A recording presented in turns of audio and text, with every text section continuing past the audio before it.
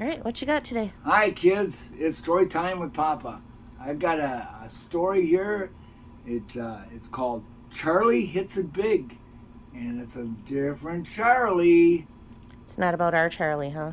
It's not about our Charlie. Okay, just checking.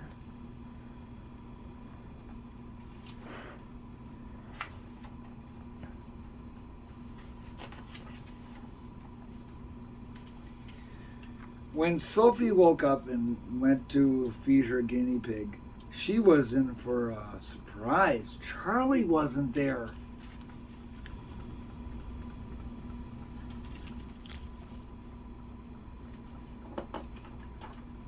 Everyone ran around the house shouting, "Charlie! Charlie! Charlie!" Nothing. Not a squeal, not a squeak, nothing but a note. What'd the note say?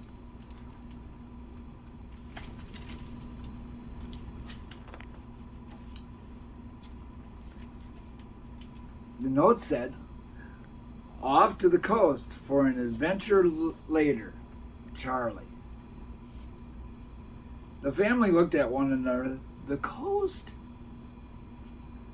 Then Annie looked into Charlie's cage. "A clue," Annie shouted. "Pigging out. Pigs big in Hollywood."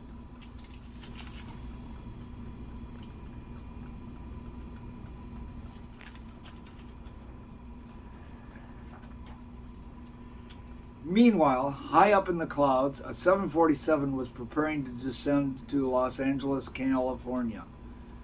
On board, munching a vegetarian lunch, was Charlie. "Will there be anything else?" the flight attendant asked him. "Got any carrot juice? Tomato?" the flight attendant said. "Tomato then," Charlie said. "On the rocks, baby."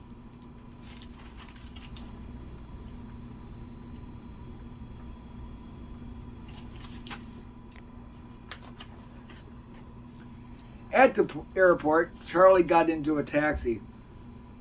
Taxi man said, "Where to?" "Hollywood," Charlie said, rubbing his paws together. After checking into a hotel, Charlie boarded a tour bus. But when they got to the movie studio, Charlie crept away from the group and followed a sign that said "casting."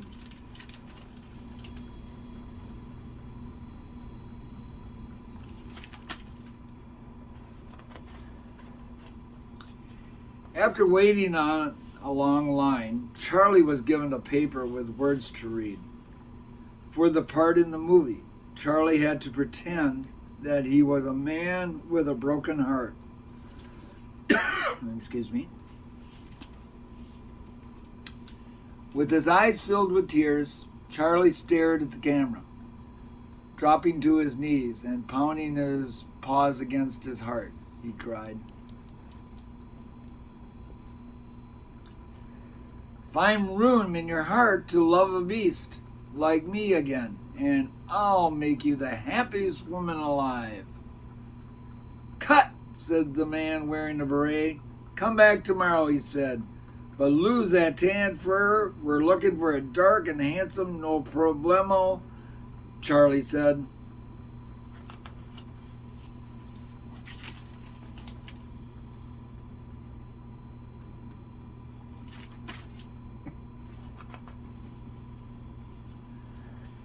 The next day, a dark, handsome Charlie came back. With a beautiful actress by his side, he said his lines again. "Find room in your heart to love a beast like me again, and I'll make you the happiest woman alive." "Cut," shouted the director. "You got the part. You're going to be big," he said. "Big?" On the way back to the hotel, Charlie bought a postcard to send home.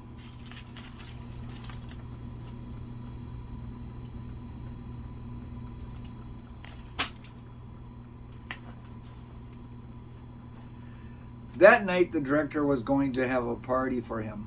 Charlie needed something special to wear. He walked into a fancy shop. "Can we help you, sir?" "Indeed," Charlie said. Minutes later, Charlie emerged from the dressing room. He admired himself in the mirror and strutted around in his fine new suit.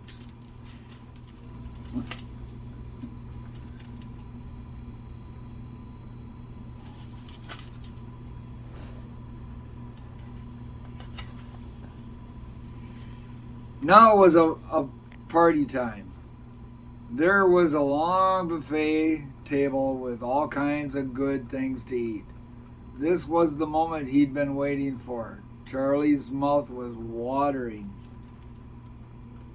Fruity nut buffet. Where was the fruity nut buffet? He had to be there. It was a party for him. Charlie searched the table. Nothing. Not a sesame seed.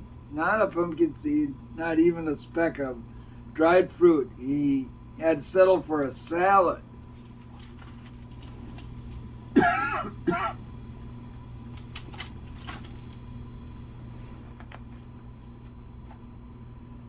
Then he met lots of people. Darling people called him Mon Amour. I don't know what that means. I don't know French. They hugged him, winked at him, blew kisses in the air.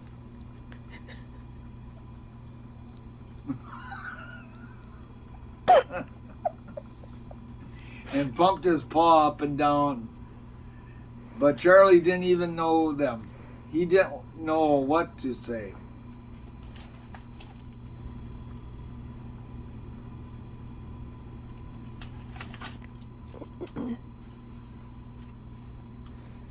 Photographer snapped his picture over and over until he saw spots in front of his eyes. The room got so crowded that people were crushing him and stepping on his little feet. Charlie felt as if he couldn't breathe. Everyone loved him. He had new clothes and a tummy full of salad, and he was a big pig in Hollywood. So why did he feel afraid and lonelier than ever? He dropped to the floor and crawled to the door.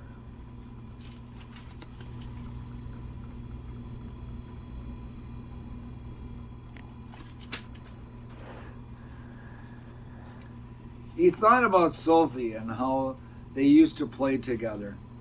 He thought about how he used to sit on her lap while she fed him baby carrots and scratched his neck until he fell asleep. He thought about being home again in Sophie's room without any pushy people. And now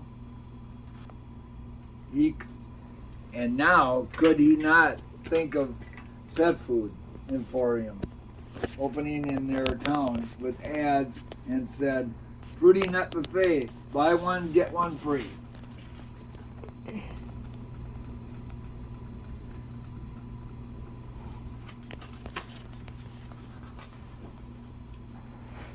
Charlie leaped up and ran back to his hotel. He packed up all of his clothes, went into the fancy bathroom, took the almond soap, coconut shampoo, and shoe shine cloth. Then he went to the lobby. "Taxi," he said, waving his paw. Hours later, he was back in his small hometown. When he got to the front door, he knocked and knocked, and no one answered.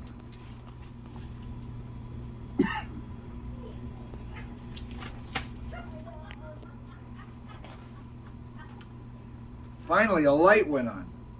"Who is it?" said a voice from behind the door. "It's me," said Charlie. The door opened a crack. Sophie stared and stared. "Charlie, is that you?" she asked. But before he could answer, Sophie scooped up Charlie in her arms and squeezed him. "Charlie, Charlie," Sophie said. "You came back." "Yes," Charlie said, dropped his head on Sophie's soft shoulder. Got a dry throat. Charlie looked into Sophie's blue eyes, and then he looked at his cage. Leaning against it was a big sack of fruity nut buffet with a red ribbon tied around it. Charlie smiled with a big toothy grin. Find room in your heart to love a beast like me again, and I'll make you the happiest woman alive. What? Sophie said, looking for Charlie strangely.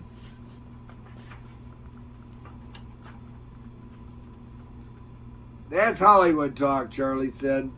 Forget about it.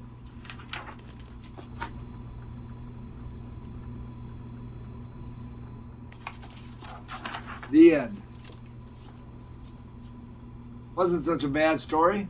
It's pretty nice. This is another Charlie. And good night to you, my other Charlie. And Ava, good night to you.